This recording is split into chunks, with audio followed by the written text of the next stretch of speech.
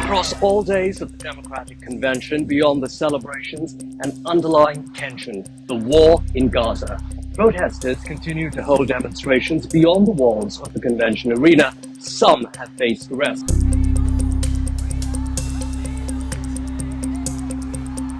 Inside the convention hall, many Democrats remain divided over the administration's handling of Gaza.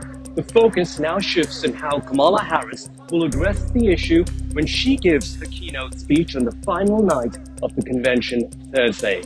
Kamala is seen as most sympathetic to Palestinian rights, but it's a tightrope walk given the long history of strong ties between the United States and Israel. Harris are going to want to be really careful not to insult protesters on this issue.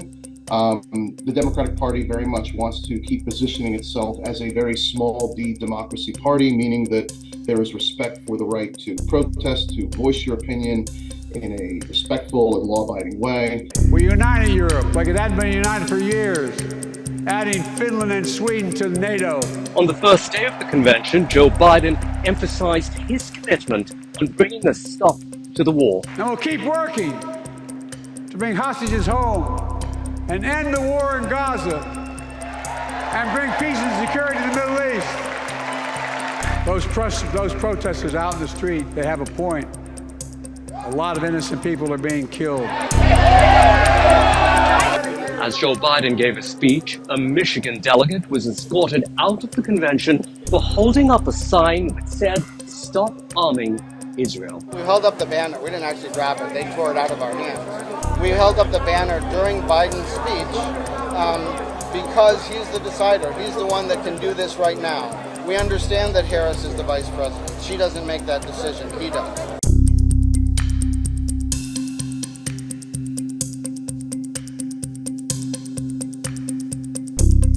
So with Biden set to leave the White House, what kind of a position would Kamala Harris take if she steps into the Oval Office?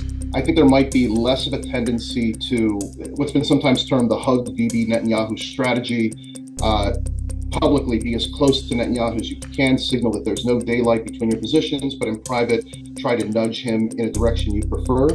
I don't know that she's going to embrace that the way that Biden's embraced it. I think she may be more apt to criticize the Netanyahu government and the Israeli government, but it's hard for me to imagine the Democratic Party having a fundamental break with this long-standing American policy tradition of being the most steadfast ally of Israel. I think that to do so would have a variety of, global policy implications, a variety of domestic policy implications. For CNN News 18, I'm Alistair D'Souza in Washington, D.C.